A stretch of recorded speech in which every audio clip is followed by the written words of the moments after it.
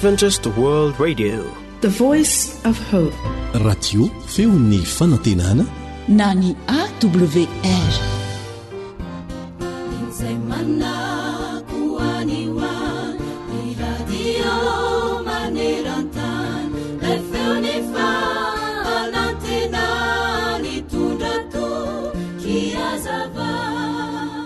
Indray mandeha ilay olo malaza atao hoe Michael Costa dia nitarika hira narahan'ny rodo ben-java-maneno.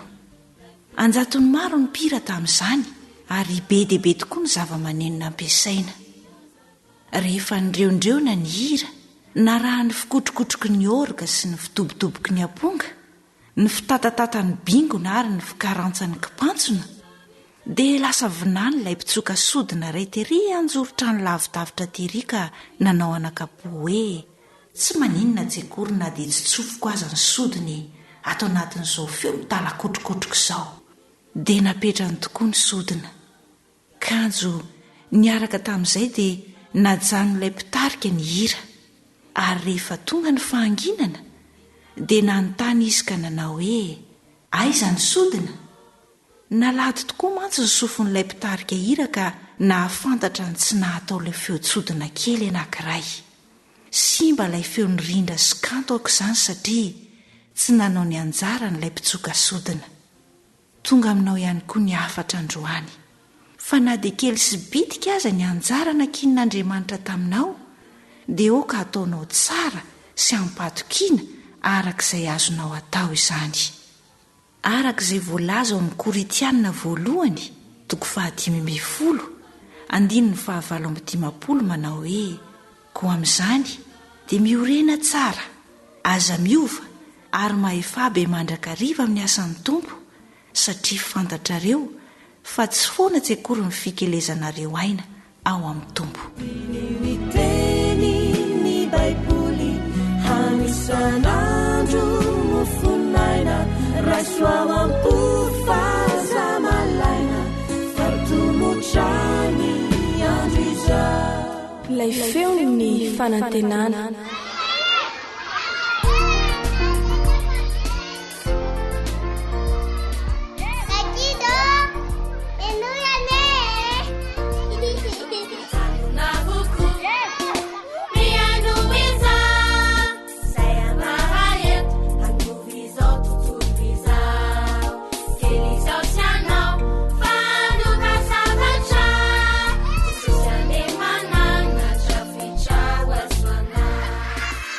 Ankizy mahay makato.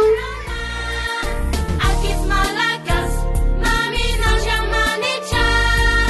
Ankizy malagasy mahovo izao tontolo izao. Dia mandray tanana ny ankizy rehetra manaraka izao fandaharana izao. Mino zahay fa handray ny lesona tsara sy mahasoa indrindra isika noho ny fahasoavan'Andriamanitra iray.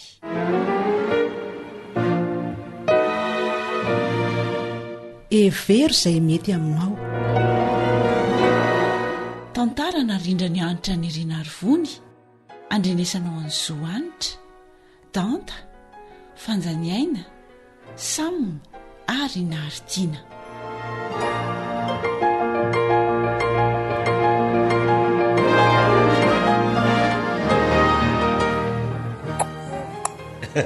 Tena faly ah. Faly aho fa nahazo zazakely ihany tsika ramatoa. Tena marina mihitsy izany, sady zazalahy kely fa hono hoe Timothy ihany ve no atao anarany? Zay ka tsy miova. Timothy zay mihitsy. Amin'izay mba endry tahaka ny Timothy voasoratra ao anaty Baiboly ramatoa. Marina izany.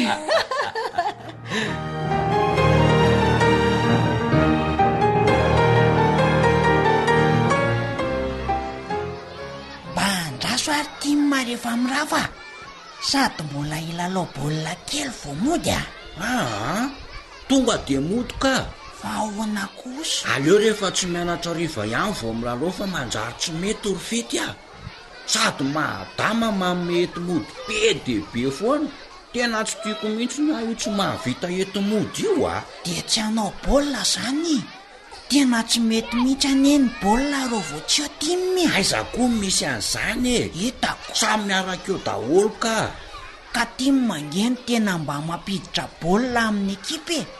izany tsy mahalala an'izany sady aleo aloha mba hiditra zay ry dadabe nareo kosa efa tenenina hoe timy manenarany fa tsy dadabe izany. tsy hitanao ve io volony fotsy be oriny io e tena kely sisa de fotsy daholo volony timy rehetra. aizany tsy ataona hoe dadabe ny anarany ka.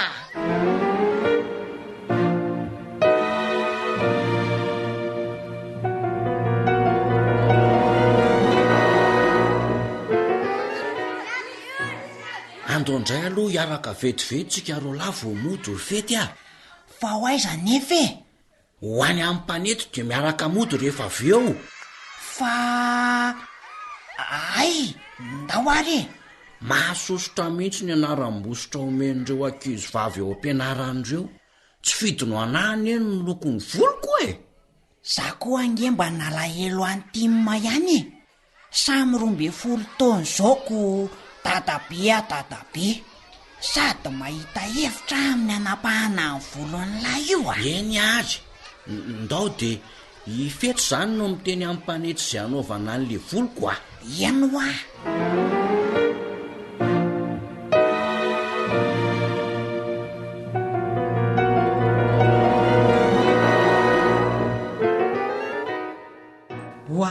dray ry timma saika tsy fantatra anao tamin'ity volonao fa ahoana ary ny hafahafa be zato izy mariny aiza veko no kakasanao ny volonao manodidina ety ambany fa nasianao boribory kely mitovy amin'ny baolina mitokana kely iry atapon-dohanao tsy manino ny orineny am'izay tsy misy volo fotsitsony sady mba lamody nge zorineny jereniny tsara nge fa tonga de misy manao volo mitovy amin'io le namakimpanao bolo reny tsy mety io zanako lasa hafahafa mitovy amin'io koa ny fomba fisainanao sy ny toetranao tena tsy mety io ry tomody zany tsy mety io volonao io ay de inona ihany zany aleo esorina daholo kakasana daholo ny volonao za ihany no anao azy fa aza matahotra ianao zay de zay zaniko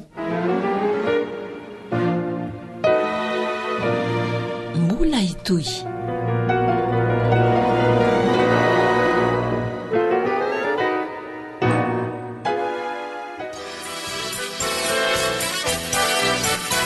AWR manolotra ho anao feon'ny fonantena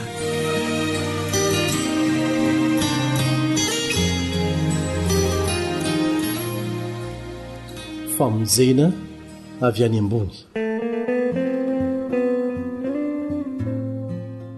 ao amin'ny tantaran'ny famoronana ao amin'ny baiboly dia hitantsika fa haingana dia haingana ny fitotongana ny faratsian'ny tany sy ny fiadanana tao aminy fony jesosy niaina teto an-tany niaraka tamin'ireo mpanaradia azy dia nanambarany amin'ilay andro hanatanterahana ny fanavotana izy amin'izay no amingora ny fikomiana sy hanavotana ireo rehetra izay manaiky hanaraka azy hoy izy ao amin'ny Jaona 4:12 ka ny 7:7 Jaona 4:7 ao an-tranony raiky io misy fitoerana maro raha tsy izany dia efa nilaza taminareo aho fa andeha amboatra fitoerana ho anareo aho ary raha andeha amboatra fitoerana ho anareo aho dia ho avy indray ka andray anareo ho any amiko ka izay toerako no hitoeranareo koa mirakitra teny fikasana sy faminaniana maro momba ny fiverenan'i Jesosy ny baiboly izany dia antsoina koa hoe fifarana n'izao tontolo izao na farandro satria amin'izay fotoana izay no hamaranan'i Jesosy ny zavatra rehetra tsy nety hatrano ny famoronana rehefa nanontany an'i Jesosy ireo mpanaradia azy ny amin'ny fomba ahalalany raha antomotra ny farany dia nambarany azy ireo ny famantarana sasany zay tokony ho fantany nolazainy fa isy olona ilazany tena no mpamonjy an'izao tontolo izao ary fantatsika fa efa nisy tokoa zany ary mbola misy. Laza koa Jesosy fa isy ady sy mosary ary ororotany famantarana ihany koa zany maneho fa manakaiky ny famonjena avy any ambony. Laza koa izy fa hankalain'ny olona sy ho samborina ary ho vonoina ireo izay mpino azy, ireo izay manaraka azy. Nilaza koa Jesosy fa isy mpaminany sandoka ilaza laingy ary ho hita traizatraiza ny faharatsiana sy ny fankalana ary ny fahotana. Ary anisan'ny famantarana no resahany tsara mazava dia ity hotoriana manirana izao tontolo izao ny vaovao mahafaly momba fanjakan'Andriamanitra. Rehefa izany ho izy dia ho tonga ny farany. Efa nisy hitantsika niseho ve zany famantaran'izany? Eny, fantatra manerantany tany ny fisian'ny mpitondra fivavahana izay nilazany tena no mpanavotra ireo mpanaradia azy. Maro be no mahazo tany saina amintsika. Mpamina ny sandoka, namitaka olona. Raha nyresaka ady indray izay anisan'ny famantarana ihany koa dia fantatsika fa nisy hatrany zany. Amin'izao fotoana izao dia marina fa voafetra ho amin'ny faritra kelikely kokoa ireo ady.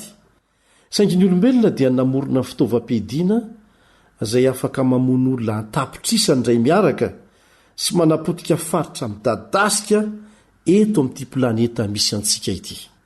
Takan'izany koa mosary izay mikikity izao tontolo izao misy antsika ity, manampitrotraka an'izany ny ady izay tsy hahafahana mizara fanampiana.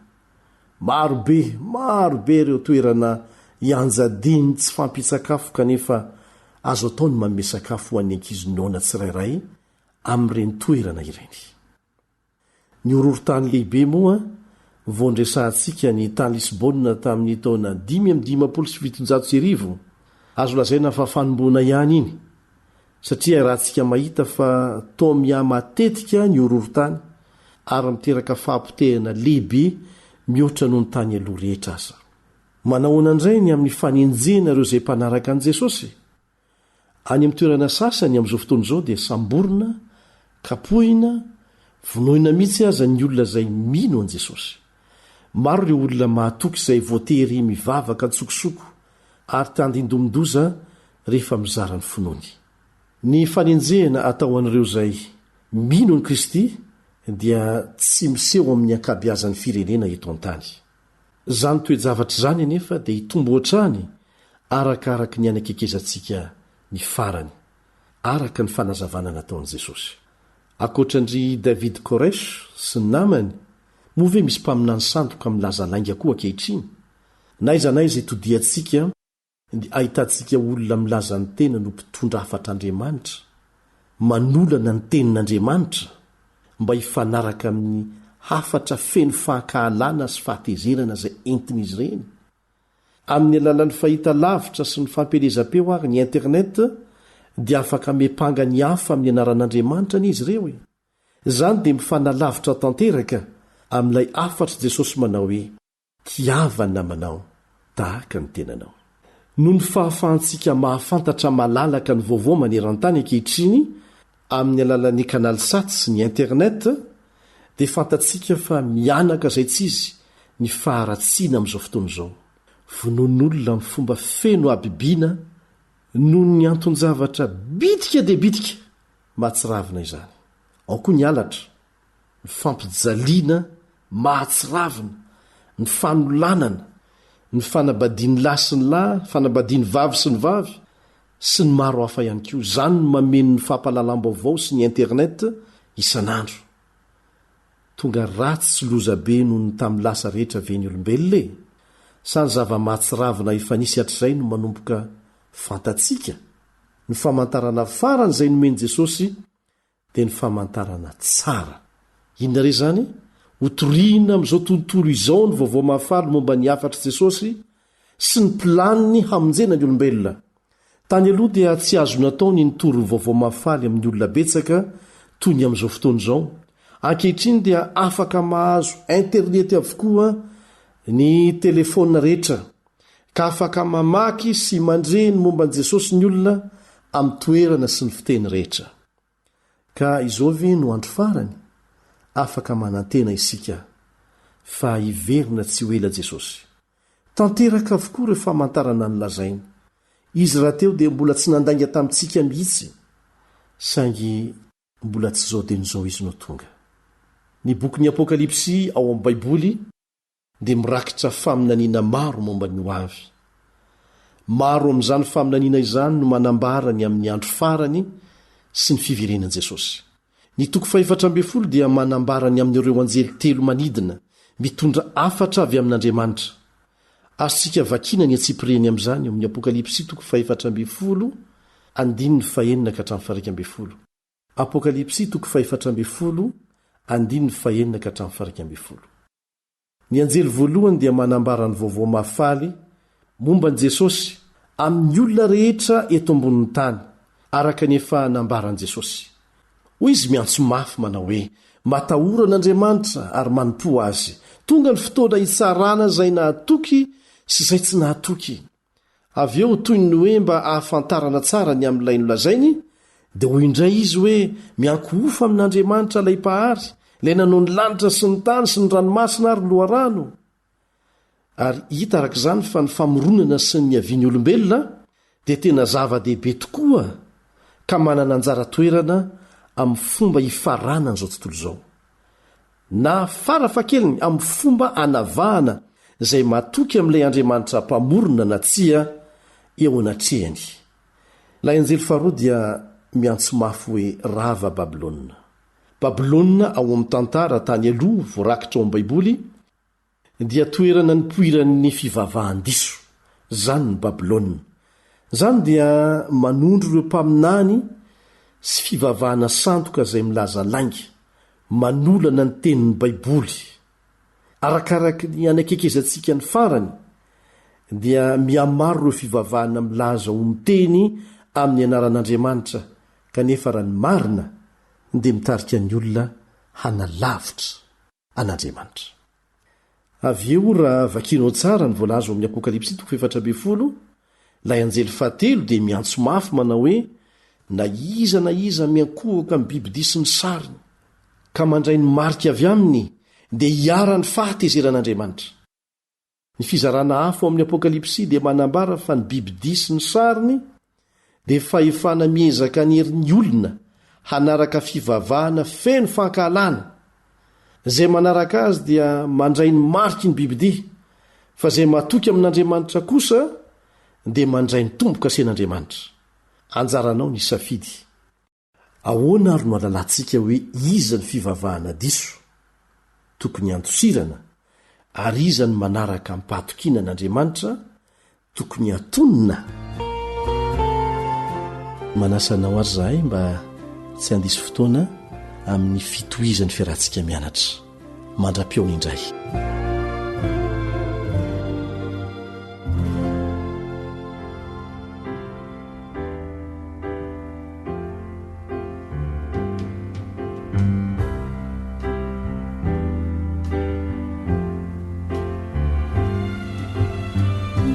Heritage Singers.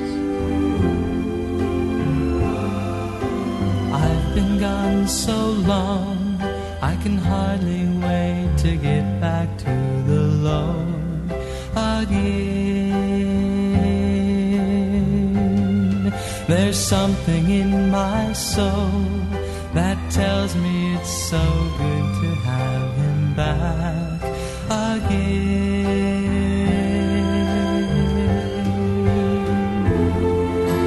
I've seen the world, but it all looks upside down. So I'm going back to Jesus. Jesus, I'm coming back to you.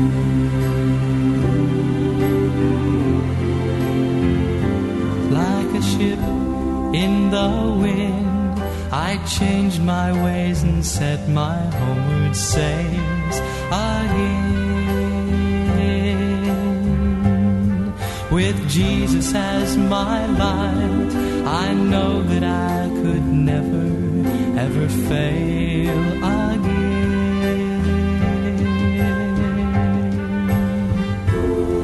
As long as I keep sailing,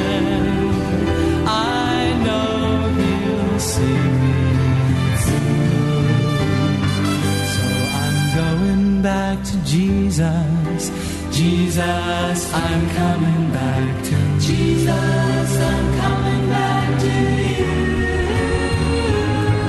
So won't you come along? There's room enough for you within the heart of Him. Just give yourself to Him, and then you will forever be a part of Him.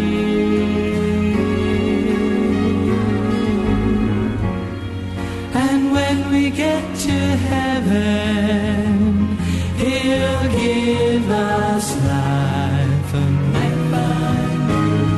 So I'm going back to Jesus. Jesus, I'm coming back to you.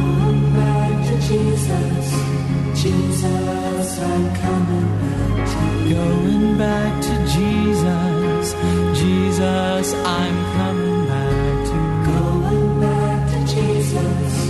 Jesus, I'm coming back to you. Radio femo ny fanantenana.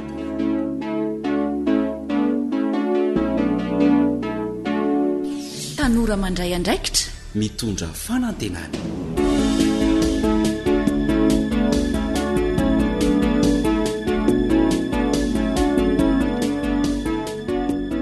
Sotran'Andriamanitra isika tanora tafahoana indray ao anatin'ity fandarana manokana natokana ho antsika ity, miaraka aminao eto ny zokinao Eliandry amin'ny Tansoa.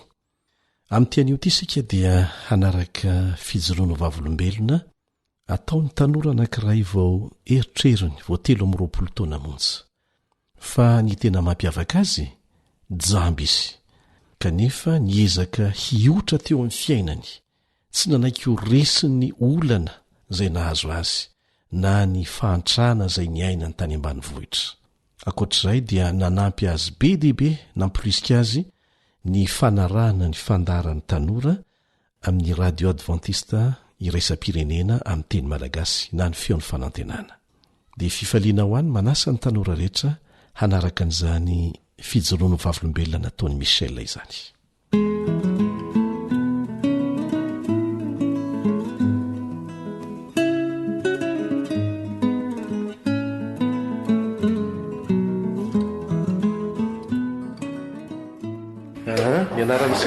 Manana zao Michel ny aizany de za olona tsy mahita tanteraka mihitsy nanomboka teo amin'ny fahefatonako teo.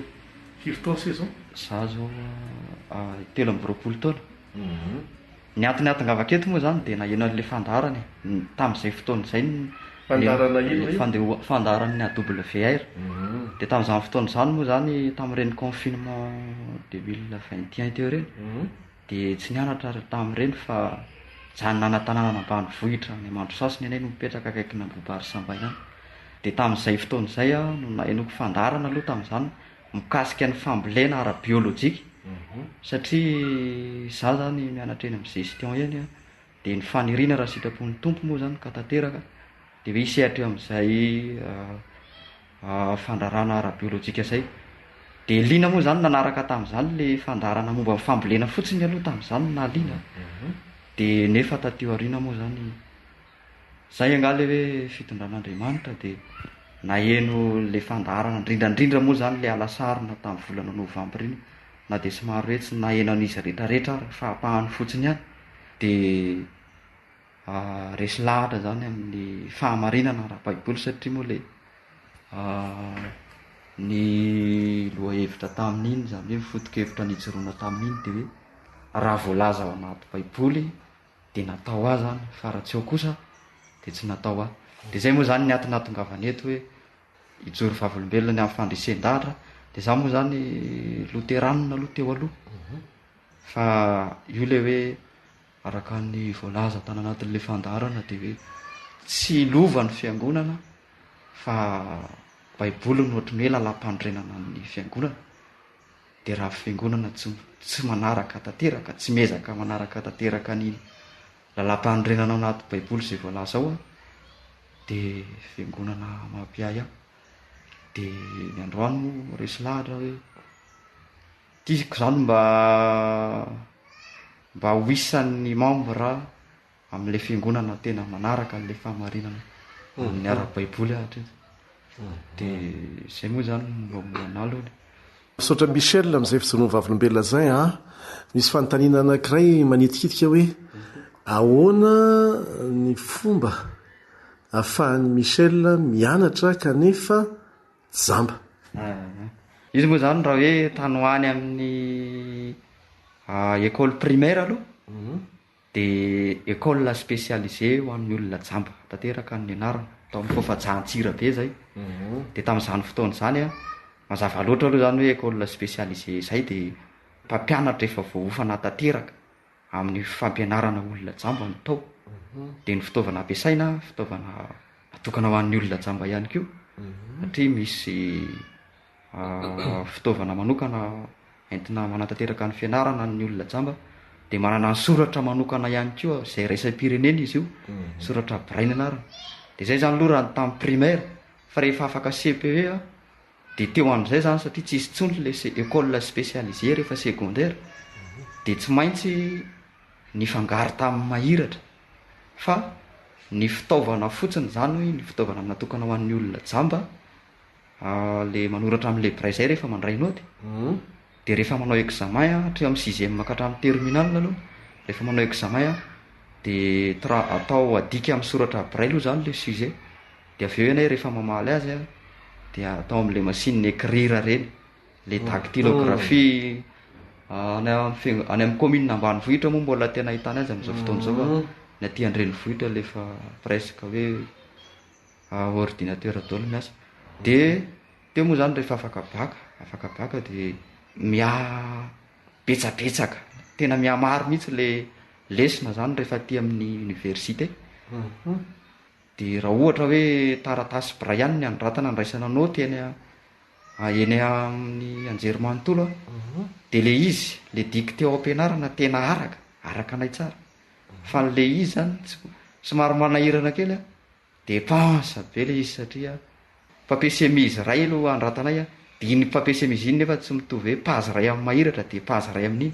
fa mety page roa eo na page telo mihitsy azy hita hoe manahirana le izy de aveo nisy namanana noro hoe zao ny atao de aveo naka mampiasa dictaphone anay am'izao amin'le fandraisana noty tena ampianarana de rehefa tonga any an-trano manao an'le saisie an'le izy an'izay saisie an'le lesona zany sy ny fanazavana azy tsy hoe saisie be hoe izy rehetrarehetra moa zany adika fa zay tena hoe idée essentielle ao amin'le lesona zay no raisina ampianarana atao saisie amin'ny ordinateur de le avy any amin'le ordinateur indray moa fanazavana rehefa aveo de le ordinateur zany izy io tsy hoe ordinateur manokana tsy spécial fa le ordinateur le fampiasantsika andavanandro iny ihany fa installena logiciel lecteur d'écran fotsiny le izy de rehefa installé zay logiciel zay de lasa voavaky ny daholo zay zavatra miaffiché eo amin'ny écran eo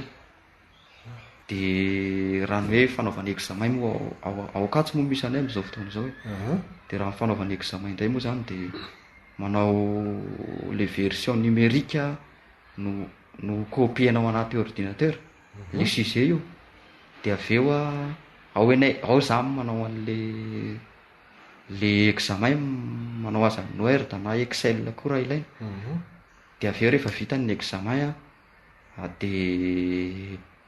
de alainy zareo ao amin'ny département le izy de copiena de ny taratasy indray no alefana amin'ny prof ho tsarainy miaraka amin'ny fiaina ankizy rehetrarehetra fa marina fa mitovy ihany ny ora anaovana ny examen na ny mahiratra na nanay hatramin'izay ka hatramin'izao de firemane zany se zao za zao deuxième année amin'ny resaka gestion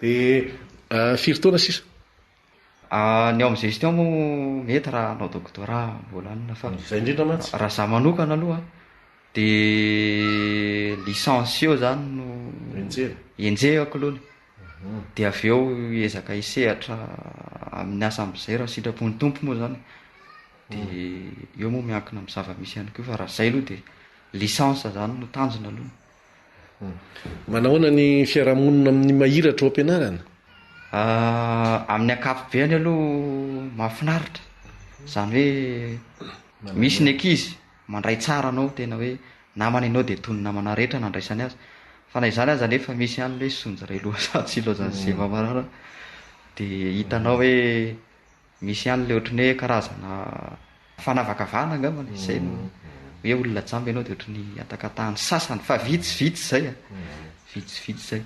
Ahoana ny fomba hiatrehan'ny sehan'ireny olona tahaka an'ireny mba hahafahana mandroso? Za moa zany miezaka tsy miavinavina aminy, fa amin'ny fiainana samy fanampiana ny fiainana, de amin'ny maha handicapé koa, amin'ny maha olona mana fahasembanana, de mazava loatra aloha arabaky teny misy tsy fahampiana eo, de miezaka zany ianao, miezaka foana mahazandry zareo e, de misy ny sasany mety miova ihany izy, de miezaka ihany koa mba mampiseho andry zareo hoe zay ne raha ohatra zao mba afaka mavita an'izay mba vita kelina ihany. Ie. Ny tanjon'ny Michel eo amin'izay fianaran'izay any aoriana? Ny tanjona de isehatra eny amin'ny tontolo ambanivohitra amin'ny resaka fandrarana, ara-pambolena sy fiompiana, mifototra amin'ny resaka biolojika, zay ny faniriana aloha. Iza ny miantoka ny fianaran'ny seha amin'izao fotoana izao sy ny fiveloman'ny seha ise mipetraka eny amin'ny oniversite? Raha eo amin'ny ara-pitaovana aloha de ohatra hoe ny dictaphone sy ny ordinateur reny de nisy olona nanome izy reny, fa eto amin'ny ara-tsosialy zany toy ny hoe sakafo, fribus reny, de ny eny amin'ny cité moa enay no mipetraka tsy mandofa trano, de fa raha reny zany de ny ray aman-dreny aloha avy any amin'ny ray aman-dreny ihany amin'ny akapobeany, fa ny ray aman-dreny zany somary sahirana any ambanivohitra, indrindra hoe amin'izao fotoana mamaivay maitsahatra ihany koa, de zay moa zany mba misy hoe talenta fanomezam-pahasoavana namen'Andriamanitra, de rehefa amin'ny fotoana ohatra hoe tsy fianarana, ohatra hoe vacances moa zany indrindra, na hoe mianatra ihany ara, fa rehefa mba misy fotoana malalaka de manao asa tanana, le bazary vita amin'ny fayara, ny arina reny vita amin'ny fayara reny. Se mihitsy manao an'izany amin'ny tanany se? Ie, fa le akora fotsiny zany no vidinana amin'ny mpivarotra. Taiza ny anaran'ny sehan'izany fanaovana arina zany? Ay, tany amin'ny namana zany, tamin'ireny confinement 2020 reny, de tsy hitazina tao satria tena lava loatra le confinement, de farany mba hoe nisy olona hoe afaka mampianatra anao asa tanana ao izy, de raha mazoto ianao, de tamin'izany ara moa za tsy nanana hoe raha ny tokony izy tokony hoe miatoka fiara zay hianatra, fa hoe ry zareo ihany niatoka tamin'izay namana io, de hoe ho andro zareo izay vita tamin'izany, de le izy moa zarako raha nahita fianarana de nataoko le izy, de zao moa le izy kay taty aoriana hoe afaka anamaivanana ny fahasahiranana ihany le izy. Zay ny lafiny ara-tsaina, ny fahalalana, ny asa tena mahafinaritra.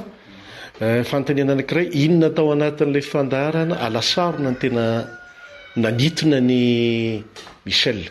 Nanaitra ana ary naresy lahatra ana mihitsy de teto amin'le hoe resaka andro fivavahana, ny sabata sy ny zay, de teo ihany koa le hoe batisa ara-baiboly, reo zany no tena nandresy lahatra ana. De ny fanapaha-kevitry Michel, efa niteny any ianao teo amin'ny akapobeny hoe hanaraka ny fahamarinana, ahoana ny fomba ampiarany sehan'izay any amin'ny toerana misy an'se amin'izao fotoana izao? Ny fomba natanterahana azy aloha de zay no raha nianatra any aloha de miezaka hoe mamela ny se ve ny ao an-trano? Ny anatrano ny ana aminay, ny any aminay mantsy zao mbola tsy nindresahana aloha ny amin'izay. Zany hoe se zany mipetraka rery ety Antananarivo? Aty Antananarivo, ie. Mipetraka rery ety fa ny fianakaviana any ambanivohitra? Ie, zany hoe mipetraka tsy hoe mipetraka rery fa mipetraka miaraka amin'ny namana. De io moa le hoe raha mamela izy na tsy mamela moa fandresen-dahatra, fa ny sainy fotsiny ny azahana azavaina de tiany se ve raha misy namana afaka manampy ny se amin'izay fanapaha-kevitra raisany se zay? Tena zay mihitsy no etaeta moa zany. Ie. afatrafatra mba tiany Michel apetraka ny mpiaino mpiaino mahiratra sy ny mpiaino jamba satria misy mpiaino jamba namany Michel koa be dehibe ny afatrafatra moa zany an'ny mpiaino rehetrarehetra dia maro be ny radio amin'izao fotoana izao ary samy mivoy ny fampianarana mahakasika ny baiboly izy amin'izao fotoana izao fa tsy mahafantiantoka anao ny miaino ny AWR raha ohatra ka hoe miaino amin'ny AWR no satria tena mitory tanteraka ny baiboly manontolo izy ary famarinana rehetrarehetra aloha no voiziny eo. Zay ny ara-panafa. Anisany hoe koa hoe tsy matiantoka ianao raha miaino ny AWR satria tsy ny ara-panahy ihany no resahanao fa voiziny dôly na resaka fanabeazana zany na resaka fahasalamana sy ny resaka tontolo iainana maro samihafa. Dia fanentanana zany hoe aza miala amin'ny AWR fa mahafinaritra sady azahoana haim-panahy izy. Sy mbola tena tanora afatrafatra ho an'ireo tanora zay tahaka ny seka nefa mahiratra. Inona mba afatra alefa nyseho an'izy ireny? Ny afatra ho antsika tanora, ho an'ny tanora moa zany dia mandalo ny fahatanorana. Ekena hoe mety andro iseho ny fahatanjahana ahitana ny fahatsarana maro samihafa eo amin'ny fahatanorana fa na izany ara mandalo io ary vetivety ihany dia tsy maintsy mialehibe dia miantotra. Dia ny tiako ambara hoe amin'izao fahatanorana izao aza variana mandany andro amin'ny entre parenthèse kely ny revirevy sy ny ohatrohatr'izany fa raha aza atao ihany raha mbola misy ny possible dia mianara ihany aloha ho anareo izay efa mpianatra moa nefa manao atsiramony izany nefa manana an'izay fahafahana mianatra izay dia mianara ary ataovy tsara ny fianarana fa any mety misy vonona te hianatra saintry voafetrany nentomanana dia tsy afaka. Dia ho antsika zany na hoe ho an'ny tanora izay mbola andalam-pianarana zany dia tohizatrano ny fianarana ary ho an'ny tanora koa izay mieritreritra ny hoe hiditra eo amin'ny zany hoe mbola eo am-pisafidianana n'izay ho fianarana atao dia fakafakao tsara dia adio izay hiafarana. Dia ny teny farany moa zany makasitraka anao Zokelion nandray tato dia Andriamanitra nanty hatrany amin'ny adidy sy andraikitra iantsoroana indrindra fa amin'ny fitoriana sy fampelezana ny filazantsara. Zokinao foana Elion hatrany an-danitra amin'ny fotoana mampahiratra ny se rehefa tonga Jesosy dia ahitany zoky Elion se tahaka ny ahitany se an' Jesosy ny mpiray fanantenana rehetra. Dia Andriamanitra ahitany Michel fianakaviana izany Michel manomboko izao fianakaviana iray sika hiaraka ho any an-danitra fampitantana mifanohana tsy mifampihafahafa mihitsy eo amin'ny lafiny rehetra. Dia misaotra Michel nanaiky ho vahin'ny radio AWR efa tsy vahiny intsony zany fa fianakaviana. Ya.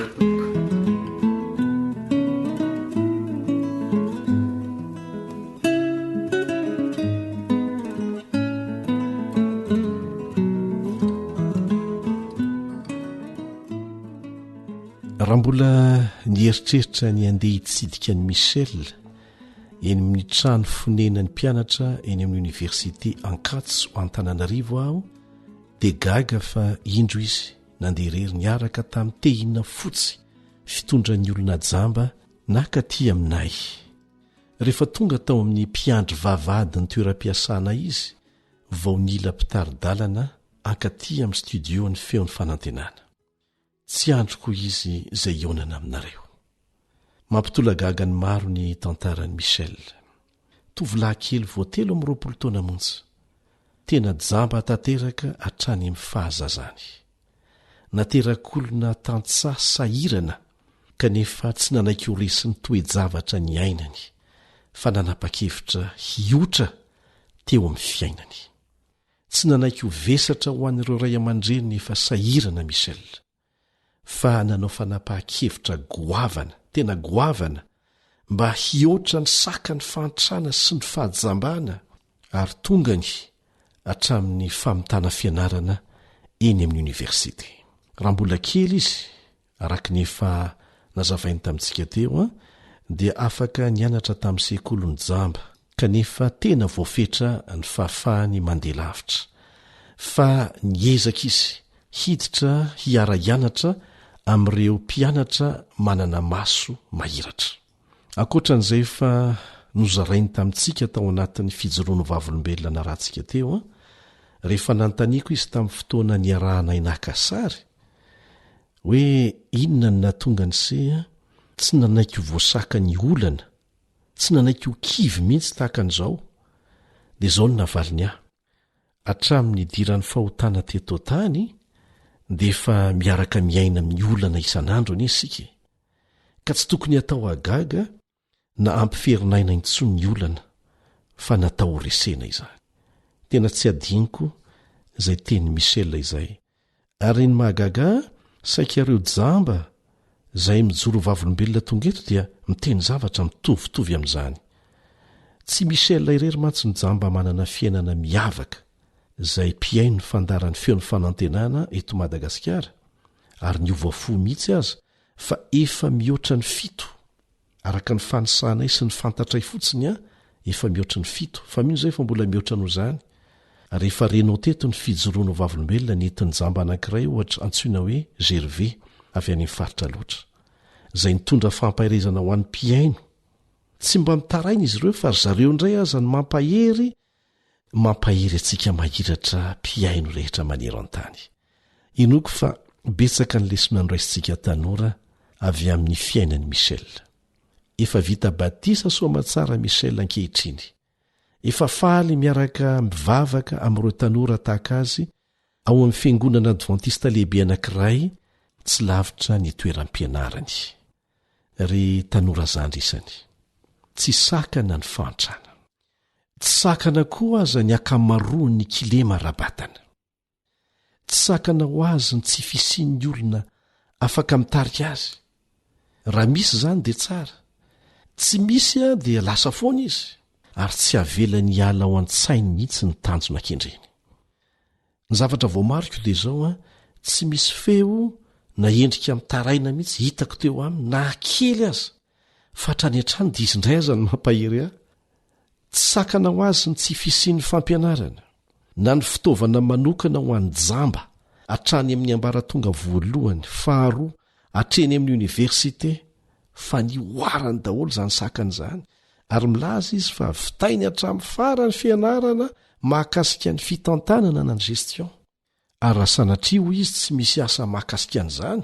izay sahaza azy dia izao nolazay ny efa azoko ny fahalalàna mba hampianarako ireo tantsaha mikasika ny fahaizana mitantana dia mbola eo koa ny asa tanana azoko ivelomana hoe Michel eny tsy sakana izany rehetra izany ary tsy tokony sakana tsy hatafavoaka antsika tanora mahiratra manana maso mahiratra raha mpitahina amin'ny Michel sy ireo jamba tahaka azy sahoana fa ny tena ansakana lehibe ho an'ny ankamaroany tanora izay manana maso mahiratra tsy manana kilema akory aza dia ny toetsaina na io toetsaina ny lovaina na io ny kolokoloina mety nanampy ireny jambo ireny ve ny tsy nahitany maso ny olana sy ny fankam-panampahazo ny tanora manana maso mahiratra ka mety hatonga azy anjary haka tahaka ny ratsy asa fa nahoana dia mazava ny lesona miampita amintsika tanora mahiratra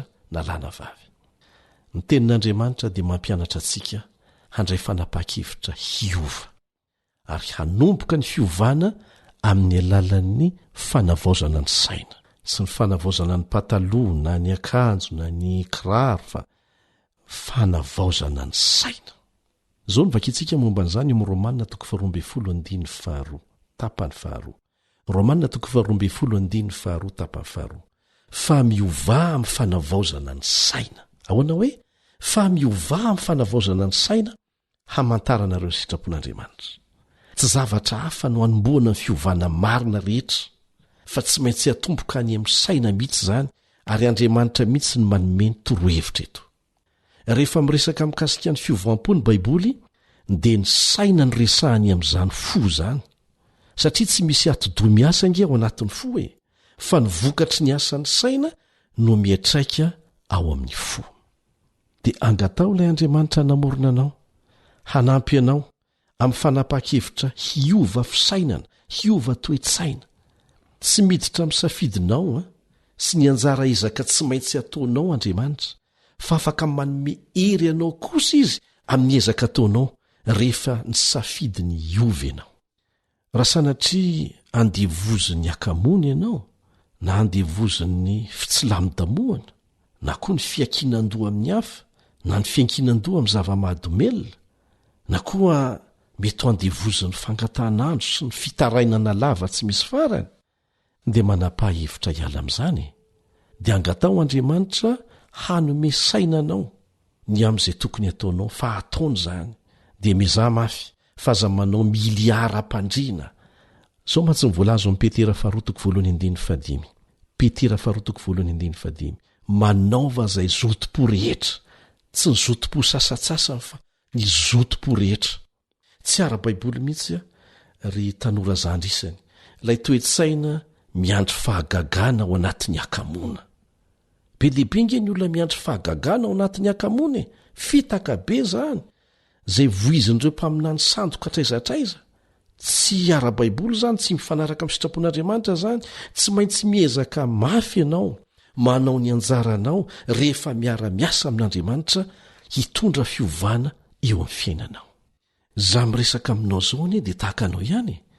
Misy ny fahalemena dia misy ny ezaka efa nahitana fahombiazana ary isorana an'Andriamanitra izany, fa mbola betsaka koa ny mbola anaovana ezaka eo ambany fahasoavan'Andriamanitra.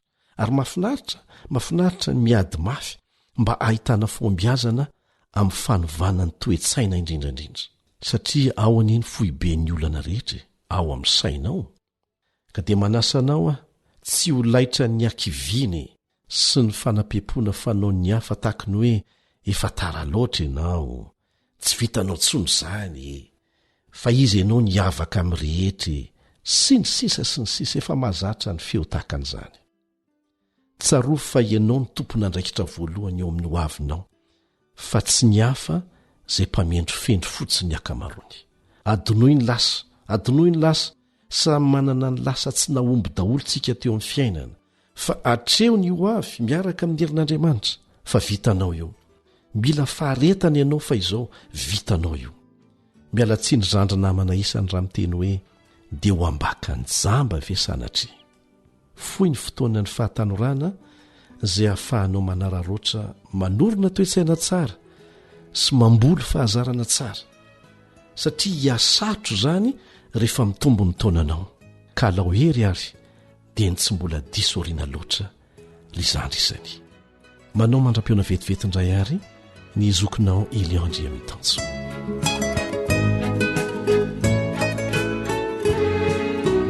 AWR téléphone 034 06 797 62 033 07 170 70.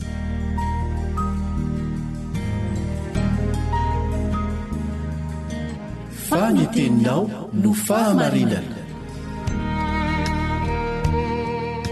Taridalana manokana fianarana baiboly avoaka ny Fiangonana Adventista maneran-tany.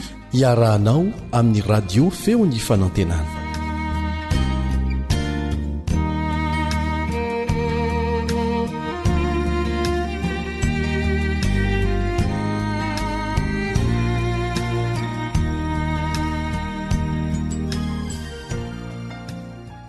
Ilay zanaka ny teny fikasana.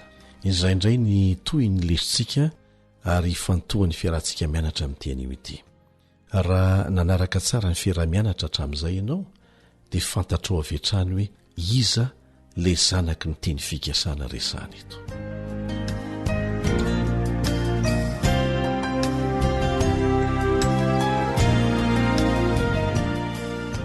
Tsaroantsika ny baikon'Andriamanitra tamin'ny Abrahama, fa ny famorana dia nahakasika ny rehetra.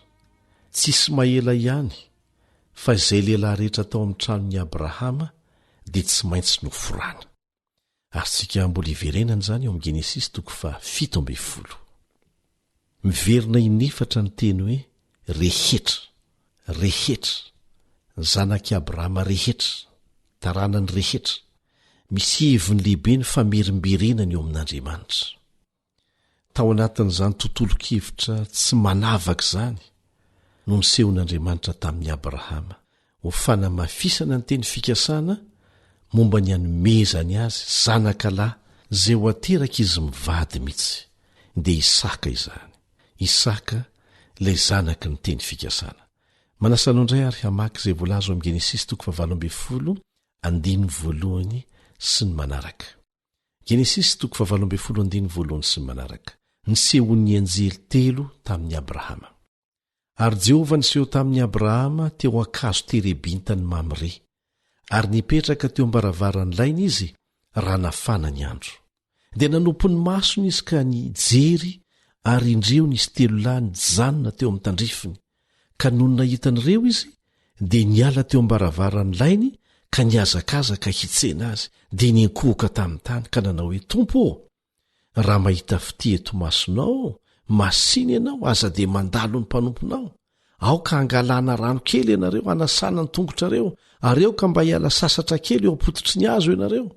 Dia aka mofo kely aho ataonareo ody ambava foana, ary rehefa afaka izany dia andeha ihany ianareo.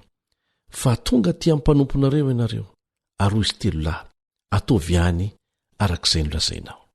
Dia nandeha faingany Abrahama nakany andainy tany amin'ny Sara ka nanao hoe, faingana, maka koba tsara toto intelo amin'ny famarana, dia fetafetao ka ataovy mofo. Ary Abrahama kosa niazakazaka nakany amin'ny omby, dia naka zanak'omby tanora sady tsara ka nanolotra azy tamin'ny ankizilahy, dia lasa faingana izy amboatra azy. Ary Abrahama naka ronono mandry sy ronono, ary ilay zanak'omby efa namboariny dia narosony teo anoloan'izy 3 lahy, ary nijanona teo anilany teo ambanin'ny hazo izy, dia nihinana izy 3 lahy. Ary hoy izy 3 lahy tamin'ny Abrahama, aiza Sara vadinao? Ary io kosa izy, indro anday izy.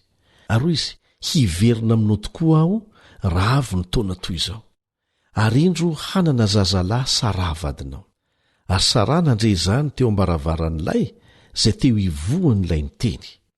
Ary Abrahama sy Sara dia samy efa zoky olona ka nandroso fanterana, ary efa nitsahatra tamin'ny fombam-behivavy Sara. Ary Sara dia niomehana kapoka nanao hoe, moa mbola hanana faliana ihany va aho rehefa tratratotra tahaka an'izao, sady efa antitra koa i tompoko lahy. Ary hoy Jehova tamin'ny Abrahama, nahoana niome Sara ka nanao hoe, hiteraka tokoa va aho kanefa izao efa antitra izao? Fa moa misy zavatra mahagaga izay tsy hain' Jehova va? Amin'ny fotoan'andro raha avy ny taona toy izao dia hiverina aminao aho ary Sara hanana zazalahy. Dia nandà Sara satria natahotra izy ka nanao hoe, tsy niome aho tsy akory. Fa hoy ilay niteny, tsia, niome mihitsy ianao. Mahavariana zany zava-niseho zany, mampieritreritra, mitovy amin'ilay fiomehezana nataon'i Abrahama izay mbola maneho tsy finoana. Marobe ny lesona omen'Andriamanitra antsika eto. Anisan'izany ny lesona momba ny fampiatranom-bahiny. Tsy voalaza mazava eto na fantatry Abrahama avy hatrany ireo vahiny ireo na tsia, na dia hita teo amin'ny fihetsika Abrahama aza fa tena tahaka ny mandray an'Andriamanitra mihitsy izy nandray an'izy ireo.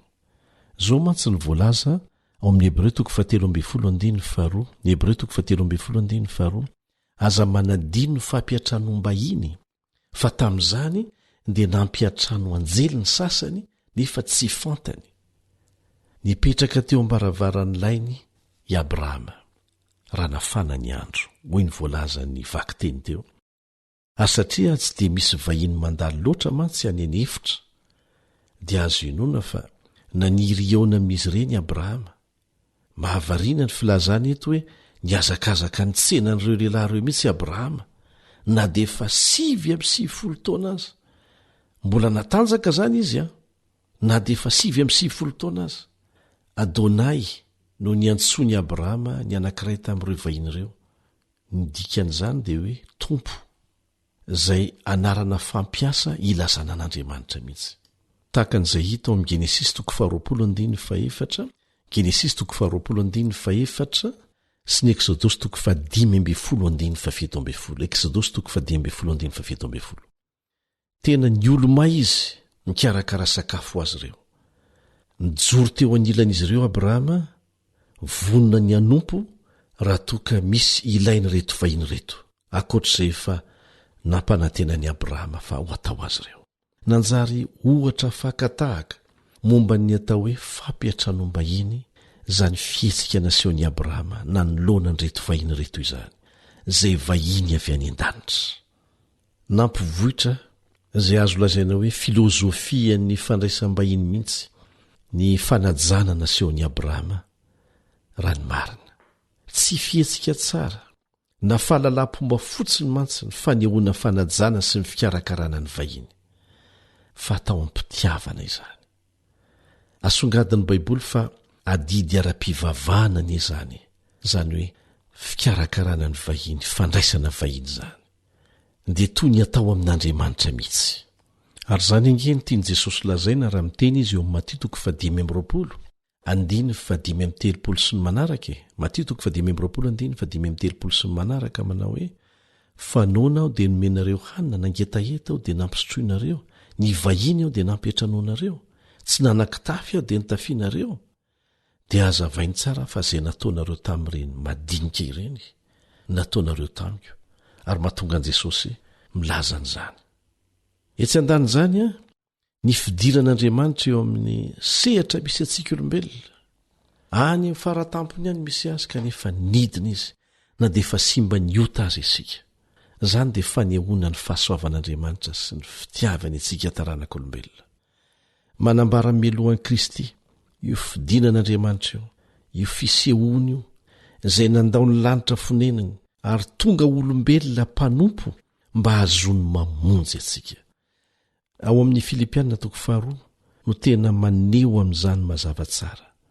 Zay Andriamanitra zay niova ho tonga olombelona, niosona tamin'ny olombelona mihitsy, niaina tahaka ny olombelona mba hahafahany mampianatra ny olombelona ny lalany famonjena. Ity fisehoan'Andriamanitra ity zay nataony tamin'ny Abrahama dia pirofo ny mahazo antoka ny teny fikasany. Sara moa zany dia miafokafo na asa nasarokenatra na izay koa ny fomba, fa dia hitan'Andriamanitra izy na dia niafina te hivoan'ilay ny teny azy, ary fantany tao an-tsainy lalina tao, fantany fa niome Sara, ary tao anatin'ny teny farany nataon'Andriamanitra ny teny hoe niome. Ny fisalasalany Sara nanjary fomba nanatanteran'Andriamanitra ny teniny. Porofoy ny ten'Andriamanitra ary mbola namafisin'i Jesosy, fa mitondra fitahiana ny fandraisana vahiny sy ny fikarakarana ampitiavana azy ireny. Ary Jesosy moa dia nilaza fa indrindra fa zay atao amin'ireny madinika indrindra ireny mahantra sy mpitondra tena dia sahala amin'ny atao aminy mihitsy. Eto dia nitondra fitahiana manokana ho an'i Abrahama mivady ny fitiavana mandray vahiny. Tamin'ny alalan'izany mantsy nanonana fitahiana manokana zay nandrasana izy mivady ela dia ny hahazona ilay zanaka ny teny fikasana dia Isaka izany.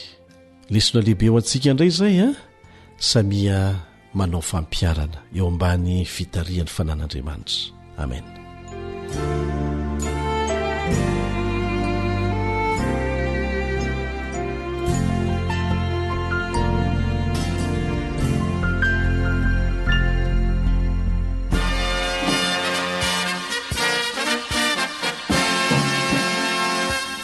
Adventist World Radio, the voice of hope. Radio Femon'ny Fanantenana. Ny farana treto, ny fanarahanao ny fandaharan'ny radio Feo Fanantenana na ny AWR amin'ny teny malagasy. Azonao ataony mamerina miaino sy maka maimaimpoana ny fandaharana vokarinay amin'ny teny pirenena mihoatriny 100 amin'ny fotoana rehetra. Raisoaryn'ny adresy ahafahanao manao izany: awr.org na feofanantenana.org.